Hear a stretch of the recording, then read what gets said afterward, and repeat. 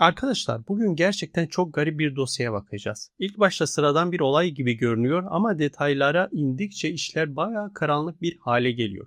İnternette yıllardır konuşulan Finders olayına birlikte bakalım. Başlayalım.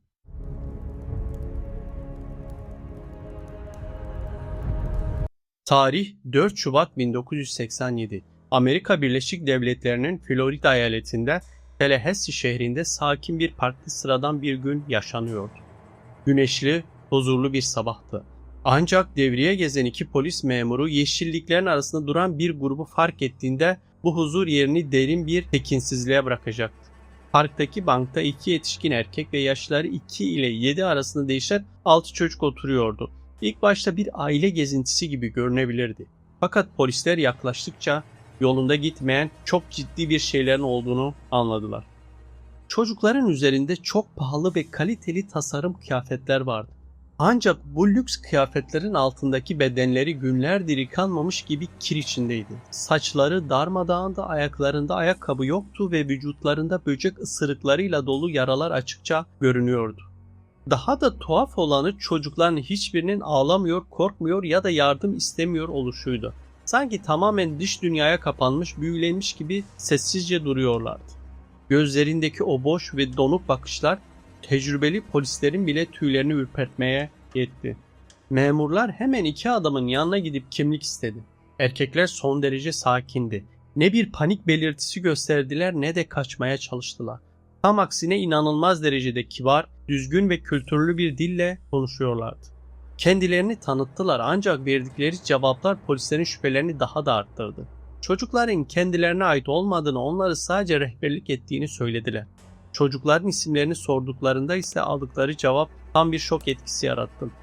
Adamlar çocukların gerçek isimlerini söylemeyi refuz etti. Yani söylemek istemedi. Onların yerine çocuklara doğadaki hayvanları ya da nesnelerin isimlerini verdiklerini belirttiler. Durumun basit bir çocuk kaçırma olayından çok daha büyük ve organize bir yapıya işaret ettiği o an anlaşıldı. Polisler hemen merkeze haber vererek destek ekibi istedi. İki adam gözaltına alınırken çocukların durumunu incelemek üzere sosyal hizmetler uzmanları ve doktorlar parka çağrıldı. Polis ekipleri bu gizemli grubun parka geldiği minibüsü aramaya karar verdi. Aracın kapıları açıldığında karşılaştıkları manzara soruşturmanın seyrini tamamen değiştirecek nitelik taşıyordu. Minibüsün içi adeta seyyar bir operasyon merkezi gibi tasarlanmıştı. İçeride çocuk yatakları, günlerce yetecek kadar konserve yiyecek ve çok sayıda harita vardı. Bu haritaların üzerinde Amerika'nın farklı eyaletlerindeki çocuk parkları, okullar ve kreşler kırmızı kalemlerle işaretlenmişti. Ancak asıl korkunç olan belgeler aracın gizli bölümlerinde ortaya çıktı. Polisler çocukların nasıl eğitilmesi gerektiğini anlatan el yazısı notlar buldular. Bu notlarda çocukların aç bırakılarak nasıl boyun eğen hale getirileceği, acıya nasıl dayanıklı olacakları ve yetişkinlerin emirlerine nasıl tamamen uyacakları en ince ayrıntılarına kadar yazılmıştı. Soruşturmayı yürüten dedektifler hayatlarında ilk kez resmi belgelerle kanıtlanmış bu kadar büyük bir yapıyla karşı karşıya olduklarını fark ettiler. Doktorların çocukları muayene etmesiyle durum daha da karanlık bir hal aldı. Çocuklar hiç okula gitmemişti. Hiçbir resmi kayıtları yoktu. Sanki bu dünyada hiç var olmamış gibiydiler. Konuşmayı biliyorlardı ama sadece kendi aralarında geliştirdikleri özel bir dili veya şifreli kelimeleri kullanıyorlardı. Sıradan sorulara cevap vermiyor, sadece kendilerini yönlendire o iki adama bakıyorlar. Bu çocukların zihinleri tamamen yeniden programlanmıştı. Yerel polis ülkenin dört bir yanındaki kayıp çocuk ilanlarını incelemeye başladı. Ancak çocukların hiçbirinin fotoğrafı sistemdeki kayıtlarla eşleşmiyordu. Bu durum çocukların çok daha küçük yaşta, belki de doğdukları andan itibaren bu yapının elinde büyütüldüğünü gösteriyordu. Gözaltına alınan iki adamın parmak izleri sisteme girildiğinde kimlik veri tabanında tuhaf bir engelle karşılaşıldı. Bu kişilerin geçmişi sıradan suçlular gibi görünmüyordu. İpuçları Florida'daki bu küçük parktan çok uzakta ülkenin yönetim merkezi olan Washington şehrine uzanıyordu.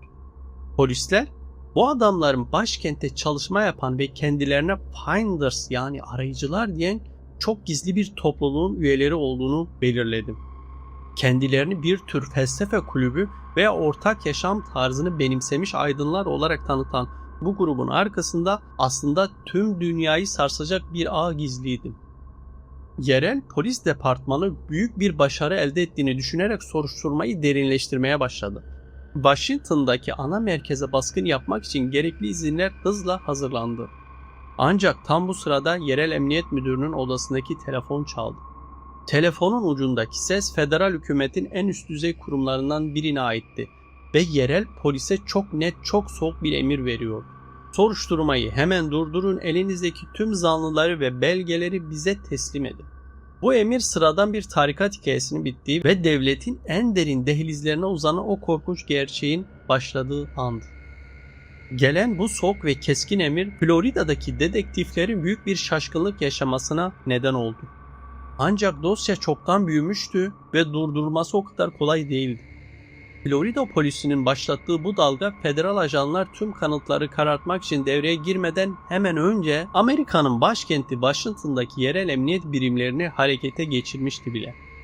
Washington polisi kendilerine gelen acil istihbarat doğrultusunda tarikatın merkez olarak kullandığı binaya baskın yapmak için düğmeye bastı. Başkentin arka sokaklarında bulunan, dışarıdan bakıldığında son derece sıradan, sakin ve saygın görünen bu çok katlı binanın kapısı büyük bir gürültüyle kırıldı.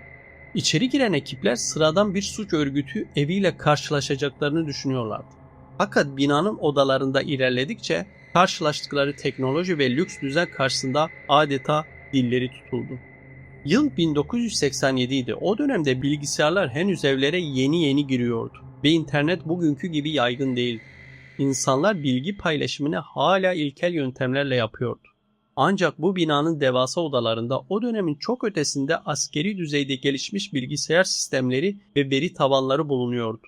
Masaların üzerinde yanıp sönen ekranlar, ana bilgisayarlara bağlı terminaller ve gelişmiş şifreli haberleşme cihazları vardı. Tarikat kendi içinde özel bir dijital iletişim ağı kurmuştu. Polislerin dikkatini çeken ilk şey bu bilgisayarların içindeki dosyalar oldu. Sistemde binlerce sayfalık gizli doküman, isim listeleri ve dünya haritaları yüklüydü. Dedektifler dokümanları inceledikçe durumun sadece Amerika ile sınırlı olmadığını anladılar. Bilgisayar kayıtlarında Hong Kong, Meksika, İngiltere ve Avrupa'nın birçok ülkesinde yapılan şüpheli uçuş planları, bilet detayları ve buralarda kiralanan güvenli evlerin adresleri yer alıyordu. Bu sıradan görünen grup, küresel çapta işleyen devasa bir operasyon yürütüyordu. Binadaki aramalarda tarikatın lideri ve kurucusu olan Marion Petty adındaki adama ait özel odalar da bulundu. Marion Petty, çevresindeki insanları yüksek zekası ve hitabet yeteneğiyle etkileyen, kendisini bir felsefe lideri olarak konumlandıran tekinsiz bir figürdü. Onun yazdığı ve tarikat üyelerine okuttuğu rehber kitaplar ele geçirildi. Bu kitaplarda yazanlar insan aklının sınırlarını zorlayacak cinstendi. Petty, çocukların biyolojik ailelerine ait olmadığını, onların insanlık geleceğini şekillendirecek özel görevler için yetiştirilmesi gereken birer araç olduğunu savunuyordu. Binanın bodrum katına inen merdivenler ise polislere tarikatın karanlık yüzünü tam anlamıyla gösterdi. Bodrumda çocukların tutulduğu küçük ışıksız odalar ve bu odaların duvarlarına asılmış garip kıyafetler, maskeler bulundu. En dikkat çekici olanı ise tarikatın açmayı planladığı resmi kreş ve çocuk bakım evlerinin projeleriydi. Bu yapının amacı yasal boşluklardan faydalanarak doğrudan devlet onaylı çocuk yuvaları kurmak ve bu sayede daha fazla çocuğa hiçbir şüphe çekmeden ulaşmaktı. Washington polisinin yaptığı bu baskının detayları Amerikan gümrük muhafaza birimlerinin de radarına girdi. Gümrük ajanları tarikatın yurt dışı bağlantılarını ve para trafiğini incelemeye aldığında daha da sarsıcı bir gerçekle karşılaştılar. Tarikatın hesaplarına dünyanın farklı yerlerindeki paravan şirketlerde milyonlarca dolar aktarılıyordu. Bu paraların kaynağı takip edilemiyordu çünkü hepsi çok profesyonelce izlenmişti. Üstelik tarikat üyelerinin birçoğu devlet kademelerinde, konsolosluklarda ve önemli bakanlıklarda çalışan üst düzey bürokratlardan oluşuyor. Tam bu sırada baskını yürüten dedektiflerden biri ana bilgisayarın derinliklerinde gizlenmiş çok özel bir klasör keşfetti. Bu klasörün üzerinde hiçbir isim yazmıyordu. Sadece özel bir kod numarası vardı. Klasör açıldığında içinden çıkan belgeler sıradan bir suç dosyasının çok ötesindeydi. Belgelerin arasında Amerika Birleşik Devletleri'nin en gizli istihbarat teşkilatı olan CIA'ya ait bazı iç yazışmalar ve operasyon planları duruyordu. Tarikat lideri Meryem Petty'nin istihbarat dünyasının en üst düzey isimleriyle geçmişe dayanan çok sıkı ilişkileri olduğu bu belgelerle açıkça kanıtlanıyordu. Polisler ve ajanlar ellerindeki bu bilginin ne kadar tehlikeli olduğunu ve aslında çok büyük bir arı kovanına çomak soktuklarını fark ettikleri an binanın dışından büyük bir siren sesi yükselmeye başladı.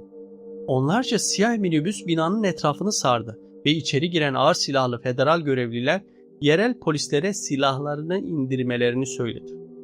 Siyah takım elbiseli federal ajanlar silahlarını çekmişti. Washington polisi büyük bir şok yaşıyordu.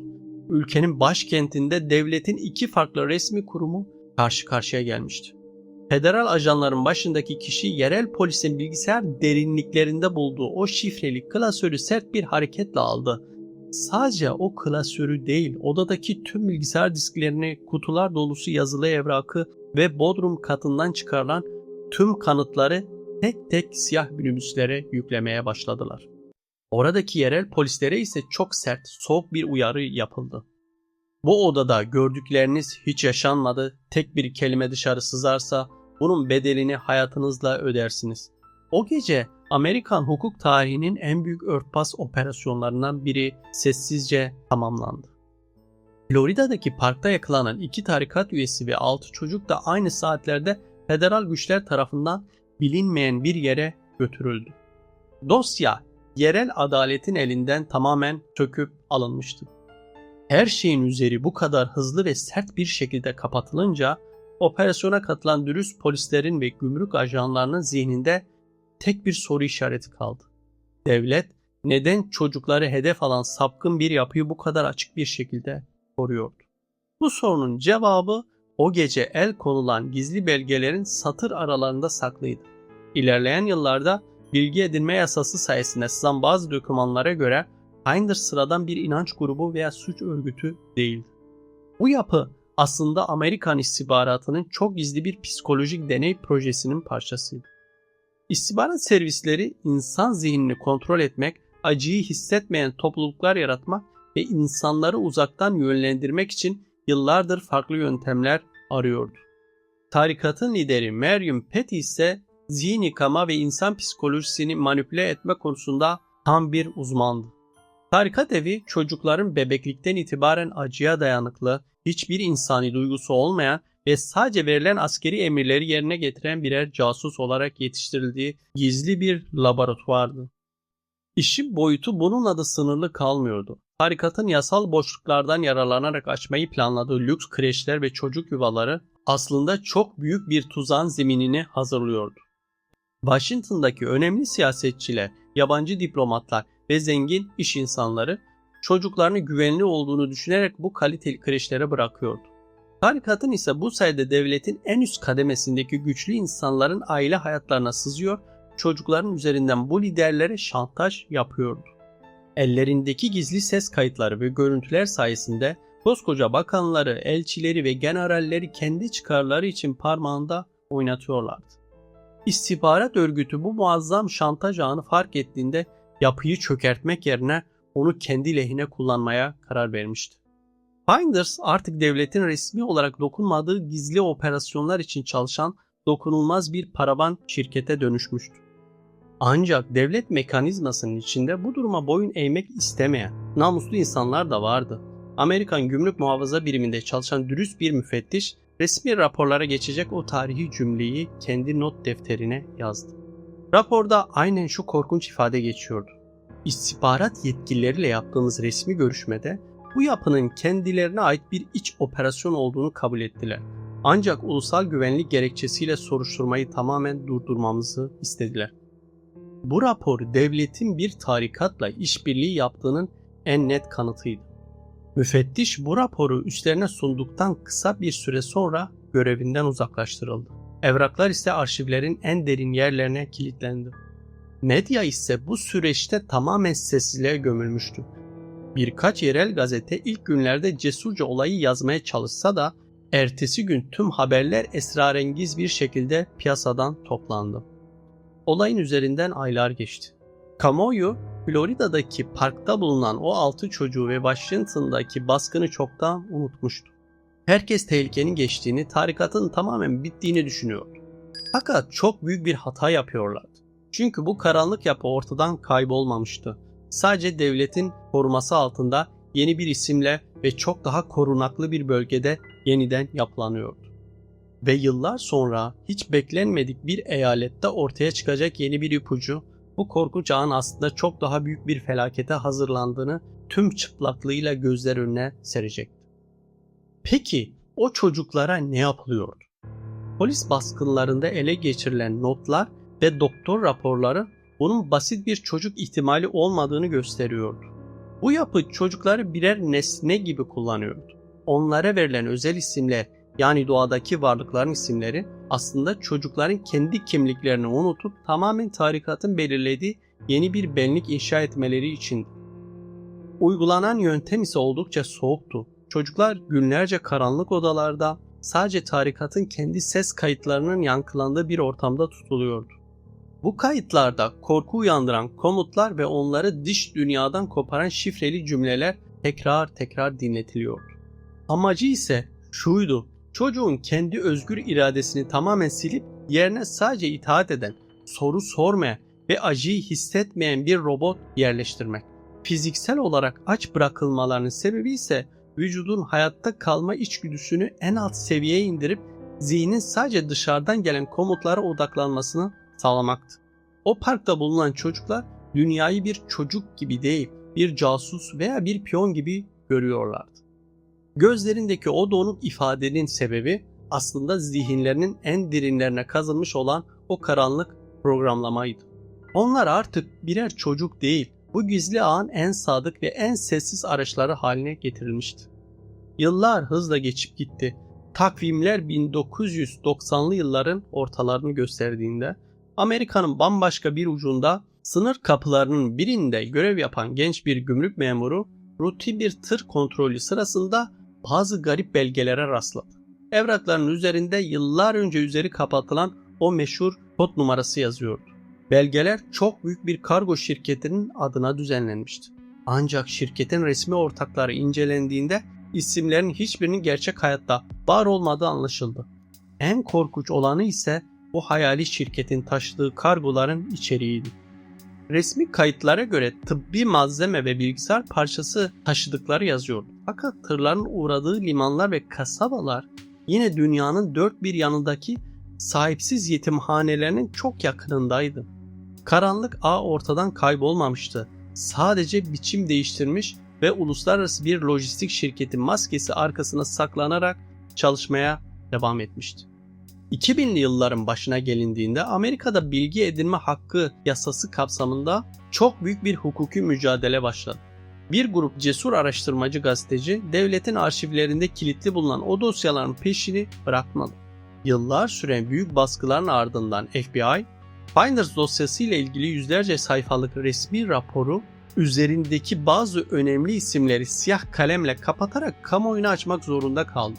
Bu raporlar internet ortamına düştüğünde gizem meraklıları ve araştırmacılar büyük bir dehşet yaşadı. Dosyalarda tarikatın lideri Marion Petty'nin sadece bir felsefe hocası olmadığı, Amerikan ordusunun eski istihbarat subaylarıyla haftalık düzenli toplantılar yaptığı açıkça yazıyordu.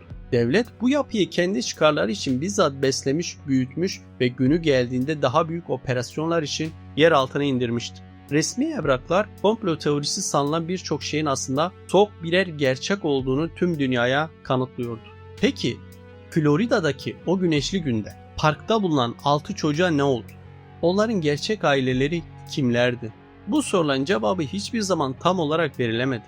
Çocuklar devletin koruma programı adı altında gizli testlere götürüldü ve yeni kimliklerle tamamen ortadan kayboldular. Normal bir toplum hayatına karışmalarına asla izin verilmedi.